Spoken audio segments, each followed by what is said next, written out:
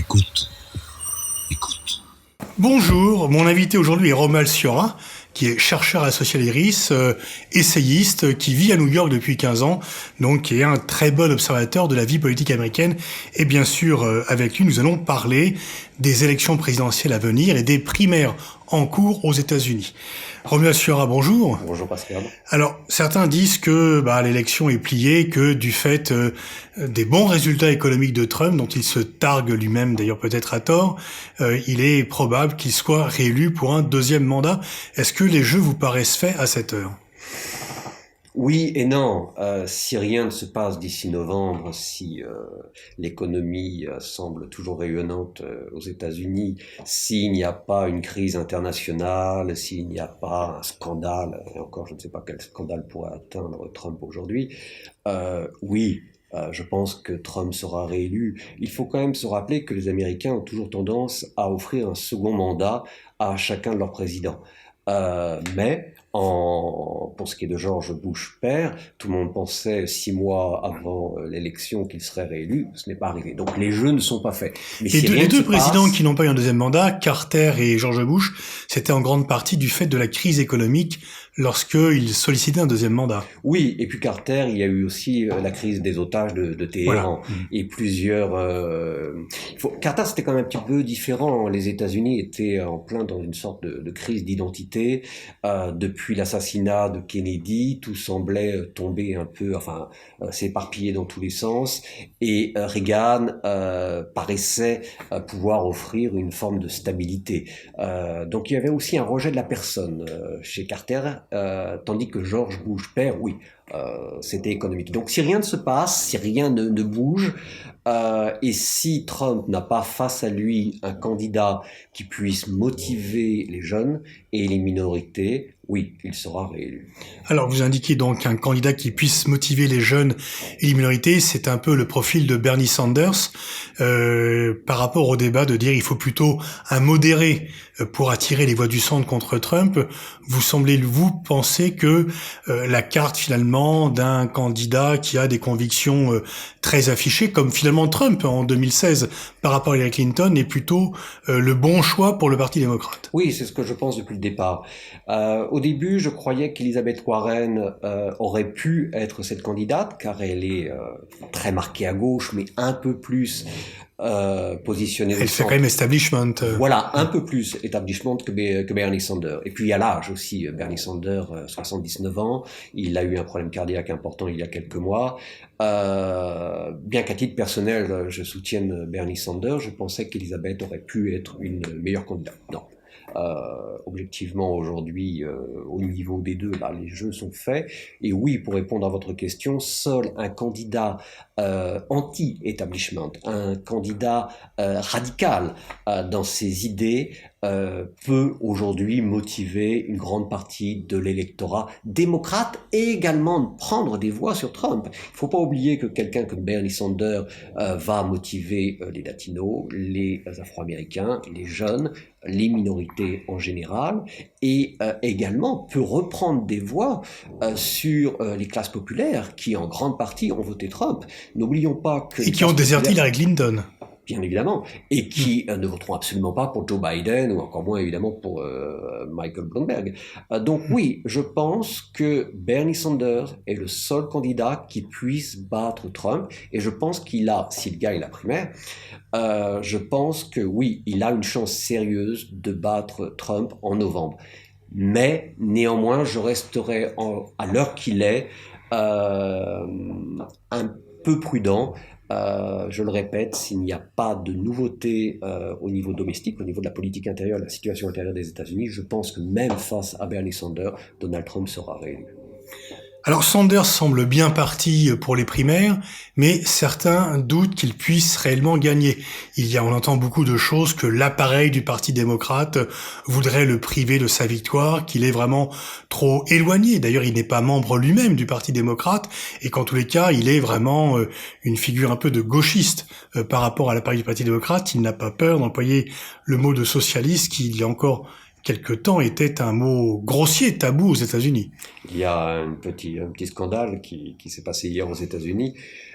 il a vanté le bilan au niveau de l'éducation de Castro. Expliquant que lorsque Castro est arrivé au pouvoir, il a offert à une grande partie de la population qui était illettrée à Cuba la possibilité de suivre un enseignement gratuit. Ce qui est vrai, mais qui n'est pas très habile. C'était pas tellement subtil, en sachant que sur Fox News, on nous dit que si Bernie Sanders est président, il y aura des exécutions publiques dans Central Park. C'était pas vanté. Castro n'est pas la meilleure chose, donc il y a les démocrates de Miami qui évidemment sont en train de s'insurger, etc., etc. Aujourd'hui, non, les jeux ne sont pas faits et je ne pense que Biden a encore des chances. Les observateurs ont toujours un peu tendance à s'exciter sur les premiers caucus, les premières primaires. Il y a 4 ans, quand on savait très bien que Ted Cruz gagnerait l'Iowa, tout le monde a dit « Ah, c'est la fin de Trump ». Alors, on savait depuis des mois que, bref. Pour les 3 dernières dates, on savait que Bernie Sanders arriverait en tête. Il a néanmoins fait un score inférieur à ce qu'il avait fait il y a 4 ans. Il est vrai qu'il y a 4 ans, il n'y avait que Hillary Clinton face à lui. Mais néanmoins, il n'y a pas eu une dynamique de vote en Iowa très forte et une grande progression en ce qui concerne Bernie Sanders. On a toujours su que Joe Biden perdrait les 2 premiers caucus et la première primaire. Ce qui est vrai, c'est qu'on ne s'attendait pas qu'il perde le New Hampshire, so badly, comme on dit aux États-Unis, 17%, c'est un désastre. Donc bref, aujourd'hui, beaucoup de choses vont dépendre de samedi. Samedi, nous avons la Caroline du Sud. Et mardi 3 mars, c'est le Super Tuesday avec 14 États, plus les démocrates de l'étranger et les Samoa américaines. Et au sein de ces 14 États, il y a la Californie avec 415 délégués et le Texas avec 228 délégués. Donc les prochains jours sont vraiment très importants. Si Joe Biden gagne samedi, ce qui semble probable aujourd'hui, mais courte marge avec Sanders, la dynamique sera toujours en faveur de Sanders. Et Sanders est donné favori en Californie et au Texas. Par contre, si Joe Biden a une nette victoire samedi en Caroline du Sud face à Sanders, 5 ou même 10 points, là, la dynamique peut un peu revenir en sa faveur et même si Sanders gagne la Californie et le Texas, la marge peut être mince entre les deux et s'installera alors un vrai duel jusqu'à la convention de juillet entre Joe Biden, qui représente l'établissement et le centre, et Bernie Sanders. Et comme vous l'avez dit, les démocrates, le Parti démocrate n'a jamais aussi bien porté son surnom que de Parti de l'âne. Depuis quelques années, c'est un désastre. Les démocrates, essentiellement Nancy Pelosi et le clan Clinton, qui domine toujours le parti, feront tout pour que Bernie Sanders n'ait pas l'investiture. Feront tout, ils peuvent aller jusqu'à quoi? La triche Non. Vous savez, c'est assez simple. Alors, je le répète, si Bernie Sanders triomphe samedi, s'il triomphe mardi, ça sera vraiment difficile. Si Biden est au plus bas, ce qui est le cas au niveau des sondages au niveau national, je pense qu'il aura l'investiture. Mais s'il y a toujours une possibilité, une marge relativement faible entre les deux, je pense que nous pouvons aller à une convention discuter, comme on dit. C'est-à-dire... Sanders avait dit qu'on lui a un peu volé la victoire par rapport à Hillary Clinton en 2016. Oui, tout à fait. Et c'est ce qui pourrait se passer à nouveau. C'est-à-dire que normalement, quand un candidat est largement en tête, on se retire avant la convention pour que la convention se passe bien, etc. Ce que Bernie Sanders a fait il y a 4 ans. Il s'est retiré. Ça ne servait à rien d'aller dans une querelle qui aurait nui à Hillary Clinton. Là, ce qui pourrait se passer, je le répète, si Joe Biden n'est pas très éloigné en nombre de délégués de Bernie Sanders, c'est que Joe Biden ne se retire pas, qu'ils aillent donc tous deux à la convention, et comme il y aurait plusieurs centristes qui se présenteraient toujours derrière, sans aucune chance, mais cela permettrait qu'il n'y ait pas d'élection au premier tour de Bernie Sanders. Donc il y aurait un second tour. Et à ce moment-là, tous les délégués qui ont été gagnés par un candidat, au second tour, peuvent voter pour un autre candidat que celui pour lequel ils ont été élus. Sachant que la plupart des délégués sont centristes pro-Clinton et pro-Biden, Biden pourrait donc officiellement, et sans aucune triche, gagner l'investiture. Donc on a deux profils différents, un profil classique, Biden qui effectivement n'est pas très attractif pour les femmes et pour les jeunes et les classes populaires, et Sanders, c'est, imaginons une fois encore un duel Sanders-Trump. Il n'y a jamais eu une telle opposition de deux candidats aussi radicalement différents de l'un de l'autre. On peut dire, est-ce que vous êtes d'accord pour dire que le fossé entre Sanders et Trump est encore plus important que celui qui existait entre McGovern et Nixon en 72? Ah oui, bien évidemment. Il y a quelque chose d'intéressant dans ce scénario, et qui serait un petit peu en quelque sorte un piège tendu à Trump, c'est que Trump deviendrait le candidat de l'establishment. C'est-à-dire que Trump, comme vous le savez, se pose depuis son élection encore aujourd'hui comme l'anti-establishment, le populiste au sens noble du terme, l'ami du peuple, l'ami, etc., etc. Mais Bernie le Fou, comme il le surnomme, est encore plus radical que lui quant à cela. Et donc Trump se verrait transformé en rempart de l'établissement contre la vague castriste, communiste, marxiste, ce que vous voulez, qui serait en train de déferler sur les États-Unis. Donc ça serait intéressant de voir comment Trump se défend. Et c'est peut-être ce qui pourrait le faire perdre. Beaucoup disent justement, en prenant l'exemple de McGovern, qu'une fois encore, McGovern a perdu contre Nixon parce qu'il était trop radical, et on essaye un peu de McGoverniser Bernie Sanders. Tout à fait. Et c'est assez facile avec des déclarations comme celle qu'il a faite il y a quelques jours à propos de Castro. C'est assez facile. Il est habitué de ce type de gaffe. Une fois encore, factuellement, il a raison. Il y a eu l'instruction publique obligatoire à Cuba, mais on sait très bien que faire l'apologie de Castro aux États-Unis n'est peut-être pas la meilleure façon de séduire l'électorat. Bien évidemment, mais bon, c'est toujours pareil. On a pris une petite phrase dans son discours. Il expliquait textuellement ce qu'il a dit, c'est « Je ne vois pas pourquoi nous, aux États-Unis, nous ne pourrions pas lutter contre l'illettrisme. Même un dictateur comme Castro, arrivé au pouvoir, a pu, etc., etc. » Voilà. On peut pas vraiment parler d'une gaffe en comparaison des gaffes de Joe Biden. Mais ce qui est un petit peu dommage, c'est que Trump s'est tellement banalisé. Il peut dire tout et n'importe quoi. Personne ne relèvera véritablement. Bernie Sanders dit un petit quelque chose, ça fait la une même du New York Times. À grands traits, quel est le programme de politique intérieure de Bernie Sanders? On sait qu'il est pour augmenter les impôts, de faire payer les riches, pour la gratuité des études, pour par rapport au système de santé, par rapport... Est-ce que vous pouvez évoquer à grands traits ces principaux points de programme national? Bah, vous venez de le faire. Bon. La santé pour tous. Et essentiellement les points principaux. Mais la santé pour tous, est-ce que l'Obamacare n'a pas été détruit? Donc ça existe déjà? Oui, mais l'Obamacare, c'est une illusion.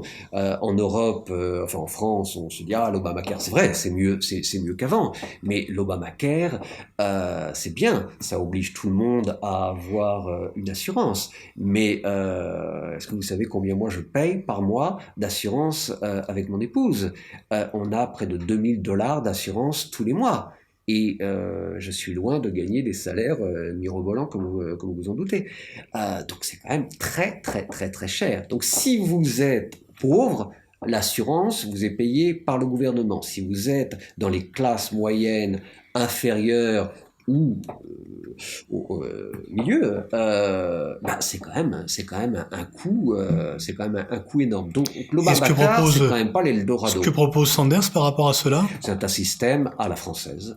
Alors vous pourriez avoir toujours une assurance complémentaire ou ce que vous voulez, mais mais il faut quand même être réaliste. En même temps, si la santé est chère aux États-Unis, c'est le coût des assurances, c'est le coût des labos pharmaceutiques, c'est le coût. Donc, comment lutter contre cela? Comme je vous le disais, même si je soutiens Sanders, il ne faut pas rêver. Il ne pourra rien changer au plan intérieur. Il faut être lucide. Carrément. Carrément, à moins qu'il y ait une vague démocrate au Sénat et qu'il conserve la Chambre à l'élection de novembre, mais ça me paraît pas certain en ce qui concerne le Sénat, et même s'il y a une vague démocrate, ce sera quand même une vague de démocrates très modérés. Donc révolutionner le pays en créant un système de santé à la française me paraît totalement irréalisable en un mandat, en sachant qu'il y aura de fortes chances qu'il perde l'élection de mi-mandat comme toujours. Autre point important de son programme, c'est la gratuité des études, mais expliquez-nous en quoi c'est compliqué à mettre en œuvre. C'est également quasiment impossible à mettre en œuvre, et on dirait que, je ne veux pas critiquer Bernie Sanders, une fois de plus, ce serait la meilleure chose qui pourrait arriver aux États-Unis, mais comment voulez-vous créer un système d'éducation totalement gratuit aux universités, un système universel, aux États-Unis, pardon, universel. Il faudrait, pour cela, puisque la plupart des grandes universités sont privées et très chères, il faudrait donc pour cela soit nationaliser Harvard et Columbia, voilà. Mais vous me direz, depuis qu'on nous parle d'exécution dans Central Park, peut-être que l'armée interviendra et que les présidents d'université seront fusillés, voilà. Mais non, trêve de plaisanterie. C'est impossible. Donc, il faudrait, puisqu'on ne peut pas nationaliser les universités et qu'elles ne vont pas décider d'offrir l'enseignement à tout le monde, il faudrait que dans ce cas-là, l'État fédéral, par exemple, prenne en charge les frais de scolarité des étudiants, ce qui est impossible. Alors, ce qu'il pourrait faire, et ce qui serait déjà très important, c'est rendre gratuit l'enseignement dans les universités d'État. Comme vous le savez, les universités publiques sont payantes, plusieurs milliers de dollars par an, ce qui est énorme. Donc, ça serait déjà un pas. Donc, je pense que si il était élu, c'est vers cela qu'il irait, une gratuité des universités d'État. Mais le pouvoir fédéral ne peut pas décider de tout. Ce sont les États qui décident. Et donc aussi, il veut taxer les riches alors que Donald Trump, et ses prédécesseurs d'ailleurs, n'ont eu de cesse que de diminuer les impôts pour les grandes fortunes. Ce qui a largement creusé le déficit. Trump s'est un petit peu imaginé un père divorcé qui prend ses enfants pendant quelques mois et qui, au lieu de payer le loyer, va leur acheter des jouets, des cadeaux, etc. Les enfants vont adorer le père, mais bon, au bout de quelques mois, tout le monde se retrouve dans la rue. J'exagère un peu, je simplifie, mais c'est un peu la politique de Trump. Taxer les riches, ça c'est quelque chose qu'il peut faire, Bernie Sanders, parce que c'est au niveau fédéral, il peut passer au-delà du Congrès, donc ça c'est une possibilité, et ça serait une bonne chose. Ça n'ira pas très très loin, on demeure aux États-Unis, et Bernie Sanders sera un président très isolé. Mais symboliquement, cela sera quelque chose, et c'est faisable. Plus isolé, je reviens sur isolé, plus isolé que Trump ne l'aura été, même si au départ on pensait que Trump serait marginalisé et un peu isolé à la Maison-Blanche, puisque les républicains ne l'aimaient pas trop. La différence, c'est que Trump est très autoritaire, Trump fait peur, et que donc les républicains, même ceux qui le détestaient, se sont transformés en carpette devant lui. Ça ne se passera pas avec Bernie Sanders. On l'a vu avec la procédure de l'impeachment, où normalement les parlementaires doivent voter en leur âme et conscience, et que c'était un vote partisan, et comme vous l'avez indiqué, les républicains qui méprisaient Trump le suivent de façon extrêmement disciplinée aujourd'hui. C'est très inquiétant, c'est très très inquiétant. Effectivement, ce n'est pas si on prend comparaison à la France, que le parti majoritaire suive le président, c'est tout à fait normal. C'est un parti qui a été créé par celui-ci, qui a été élu pour confirmer l'élection d'Emmanuel Macron aux États-Unis. C'est très différent.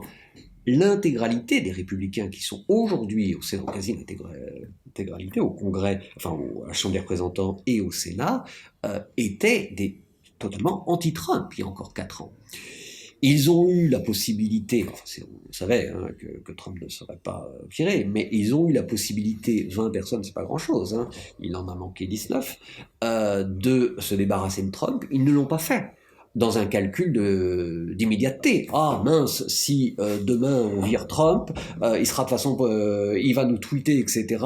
Et on risque de perdre notre poste lors des élections de novembre, de sénateurs, de congrès, etc. Donc politique à court terme, et ils se sont pliés devant Trump, mais cela démontre qu'un Trump réélu